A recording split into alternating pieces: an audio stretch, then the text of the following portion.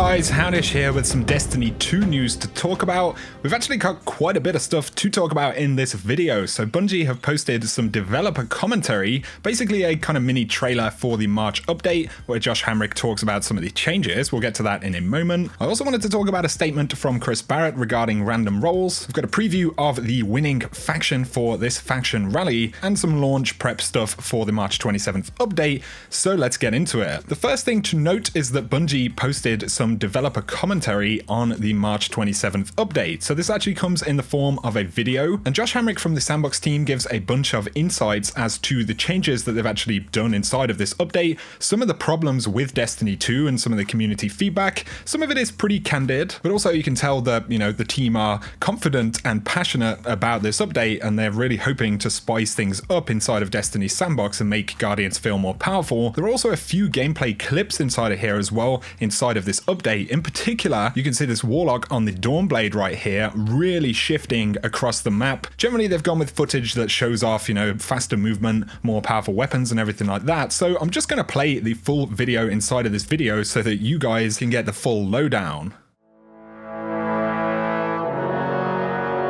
We have heard the feedback of my guns don't feel powerful enough. I don't feel powerful enough. And so we looked at everything. We looked at the way you move, the way your supers come back, and especially the way the weapons play, right? We looked at hand cannons and sniper rifles and shotguns. We looked at the big montage weapons that you would see in Destiny 1, the crazy snipes and shotgun plays and even hand cannon plays, right?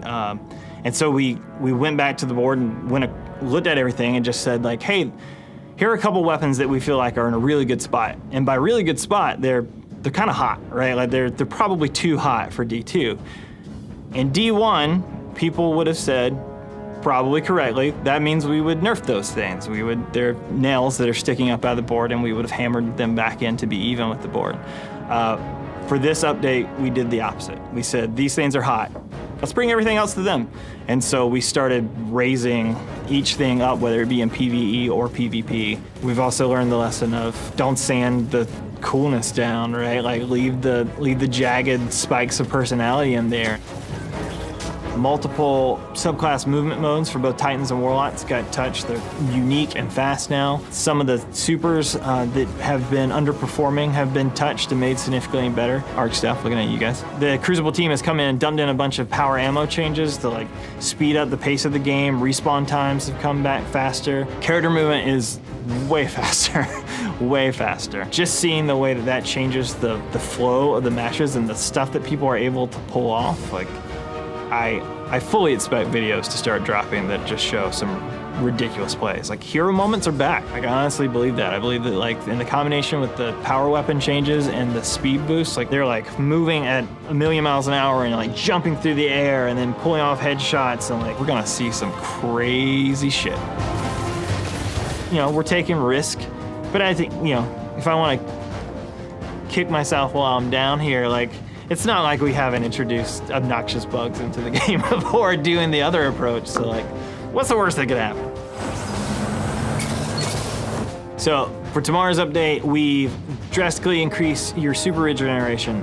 Weapons are gonna hit harder, like abilities are gonna come faster. Hero moments are gonna make a return. This is a motion towards what we all believe is the right direction.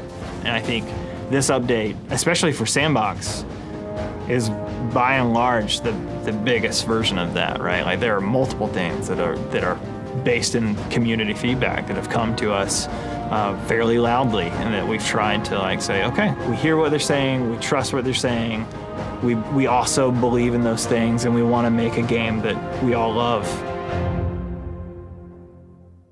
So there we go, guys. Pretty awesome trailer. Definitely very interesting at the very least. I'd be curious to hear what you guys think about the trailer. I'd be curious to hear whether you're excited to play in the Crucible tomorrow, or try out your favorite weapons in some strikes or raids and things like that. I did make a video about what I predict are going to be some of the top weapons inside of the March update, which I'll link in the description below. Up next though, I wanted to talk about some pretty interesting stuff that Chris Barrett actually said about Destiny 2. So there's actually a pretty interesting conversation on Reddit where Chris Barrett jumped in and gave a a few answers. Some folks were talking about quality of life changes and whether certain things would be tied to DLC. Chris Barrett did say that update 1.1.4 and season 3 alongside expansion 2 are the upcoming patches that will bring updates to the game for all players. We get some interesting questions here though. So somebody said, will random rolls ever come back? Not a replacement like the Masterworks, I mean an identical D1 random roll situation. He went on to say, will the old weapon slot system ever come back? And finally, what is your focus now? Are you trying to make Destiny a hobby where you want to come back daily to have fun or get stronger?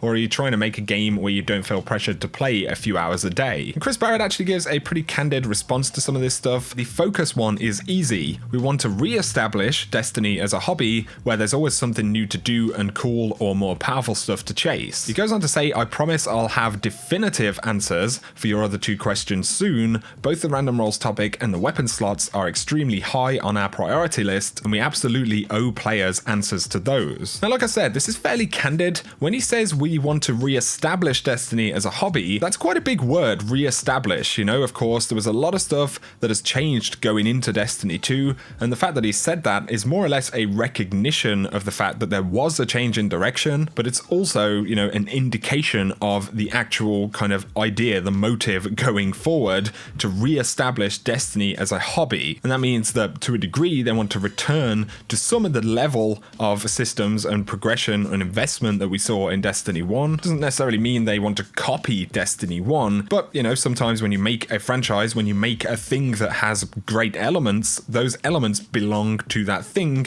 and when you take them away, you run into problems, which is exactly what Destiny 2 did. So I think that's a really interesting indication of the direction going forward, but also when he says, I promise that I'll have definitive answers for the other two questions, and of course, random rolls and the weapon slots. Now, this isn't the kind of statement that you make when you don't have a plan, or at least it would be a silly statement to make if you don't have a plan. In contrast, you know, back when Luke Smith said, we're still thinking about or working on how your 9th and 10th Better Devils is going to be interesting, there is a clear difference between those two statements. Now, the fact that Chris Barrett said this doesn't necessarily mean that, you know, in May when the DLC launches, we're going to have full random rolls on weapons or anything like that. But once again, we're getting indications, you know, what is it ultimately that Bungie want to do with the game? It's something I spoke about recently. We see the quality of life fixes. We know that they're good things to have in the game, but they don't necessarily solve the game's biggest issues. It's also worth bearing in mind that, you know, Bungie have put a lot on the table as free updates, and one of them, of course, comes alongside the May expansion. There are going to be features inside of that expansion that will be used to sell the expansion, and of course, we don't know what those features are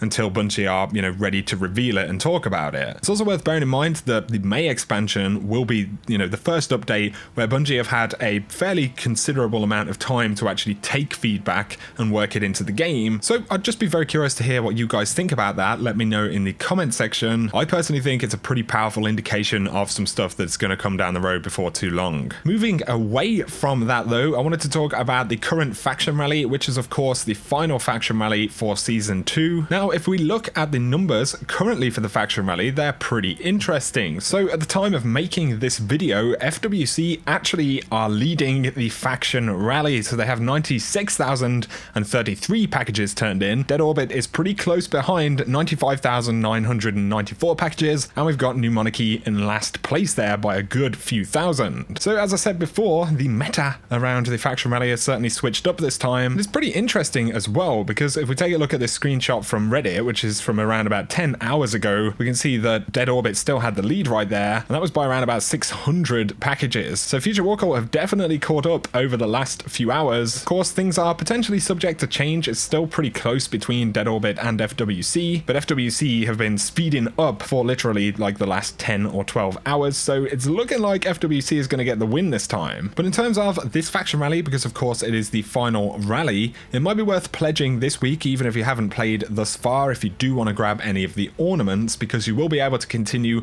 unlocking ornaments during the victory week. So that'll run from March 27th when we get the update up until April the 3rd. So you will essentially have this coming week to continue unlocking any ornaments if you want to do that. You just need to make sure that you're pledged before the end of this week at the reset. Now, of course, in terms of the March 27th update, there will be some downtime starting at 9 AM PDT. So that's actually 5 PM here here in the UK now because the clocks have changed. And at 11 AM PDT, the maintenance is scheduled to conclude, and that's when the March update will actually go live. And that'll be 7 PM in the UK. There's also been a little bit of confusion. Quite a few people thought that Iron Banner would be launching immediately on the March 27th update. Bungie did give us a quick roadmap of the playlist that they're putting in for the Crucible. So March 27th, we get Rumble. That's the new 8-player Rumble. That will go live with the update. April the 3rd will bring Mayhem. April 10th will bring Iron Banner, and that of course is the 6v6 variety. Then we have Rumble, Mayhem, and Iron Banner once again up until May the 1st. And of course the week following May the 1st, which will be May the 8th, I believe. That seems like a very likely time for us to get the DLC. But that is going to sum up the update, guys. Quite a few things to talk about. Let me know your thoughts on them down below. Let me know what you think about Chris Barrett's statement. I personally thought it was pretty interesting. Let me know if you're going to grind to try and get FWC that first win.